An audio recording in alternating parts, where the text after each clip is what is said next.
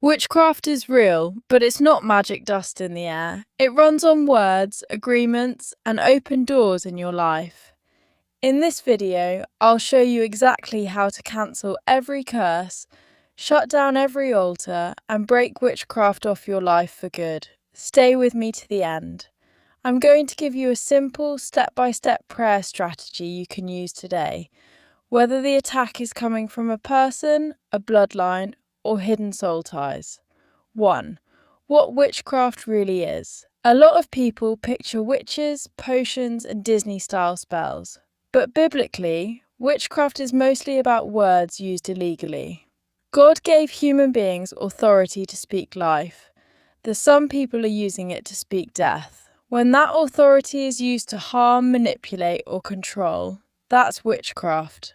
Scripture says the power of life and death is in the tongue. That means every curse, hex, or spell is really a spoken agreement backed by faith, often joined with familiar spirits or demons that try to enforce it. Candles, photos, socks, names on paper, those are just points of contact. They don't have power by themselves. The power comes from the words spoken over them, the faith placed in them, the spiritual agreement behind them. So when someone sets up an altar against you, they're trying to give demons a legal address to operate from. 2. Why some curses work and others don't. Here's the key.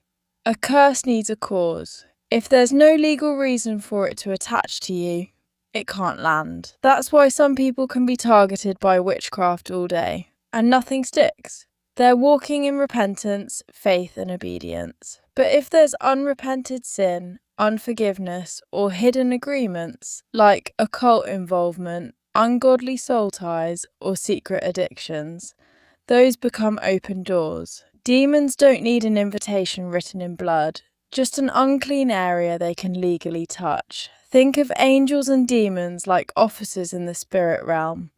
Demons arrest people through sin and agreement. Angels arrest demons when you repent and invite God's authority. Deliverance isn't magic, it's enforcing Jesus' authority over what already lost its legal right. 3. How witchcraft attacks come back on the sender. If the person being targeted is truly submitted to God, living in the light, and praying consistently, the curse often rebounds to the sender. There are testimonies of people trying to get rid of someone through witchcraft, only for death or destruction to hit their own family instead. Demons don't care who they hurt. If they can't touch the intended target, they'll pressure the sender, their children, or their relationships. That's why witchcraft is dangerous for both sides of the contract. 4. Step by step, breaking witchcraft off your life. Use this as your action plan. You can pray this out loud, record it, or turn it into a declaration video. Step 1. Repent and close open doors. Repentance isn't just saying, "I'm sorry." It's turning away from the sin, confessing specifically what you've done, asking God to cleanse you and close every door.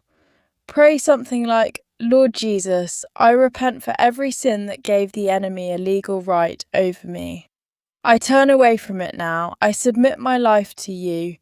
Lead me, guard me, and help me not to return to what I've renounced."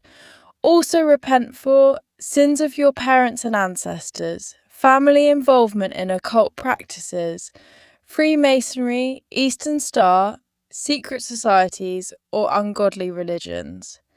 Any dedication of your life before you were saved. Ask God to reveal hidden things.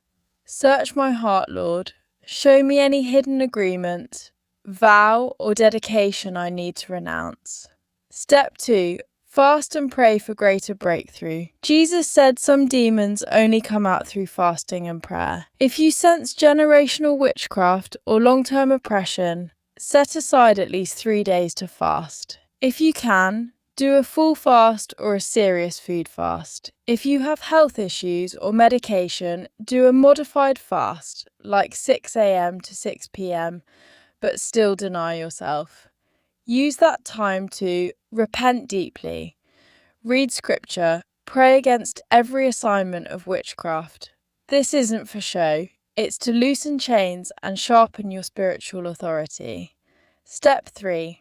Cancel every evil word and altar. Now you directly cancel what's been spoken. Pray out loud.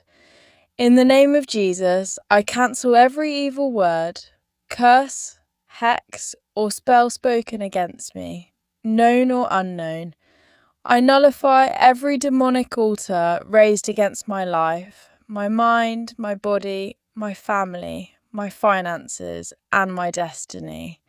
I call fire from heaven upon every altar speaking against me. I silence them now by the blood of Jesus. Then declare, I cover myself, my soul, my spirit, my home, and everything that belongs to me with the blood of Jesus Christ. No weapon formed against me shall prosper.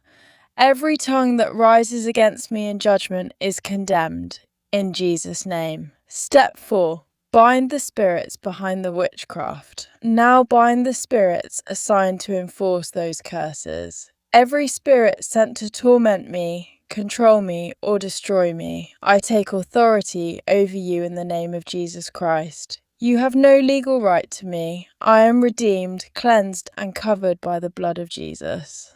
I bind you and command you to go to the abyss, the bottomless pit. Until the day of judgment, you will not return. Step 5. Pray for fresh infilling and protection. Close by, inviting God's presence. Lord, fill me fresh with your Holy Spirit. Seal every door the enemy used before. Guard my mind, my emotions, my sleep, and my relationships. Let your angels encamp around me and my household. From this day forward, I walk in freedom, authority, and peace.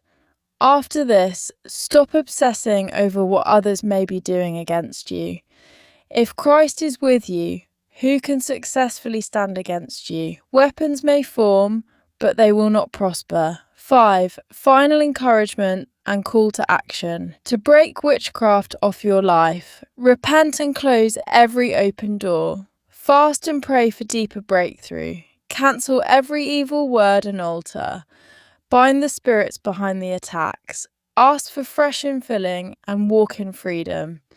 If you're ready to break these chains, type in the comments, I break every altar in Jesus' name. Share this with someone who needs deliverance. And if you want more prayers like this, subscribe so you don't miss the next video. You're not a victim, you're a blood-bought believer with authority in Jesus. Now go enforce it.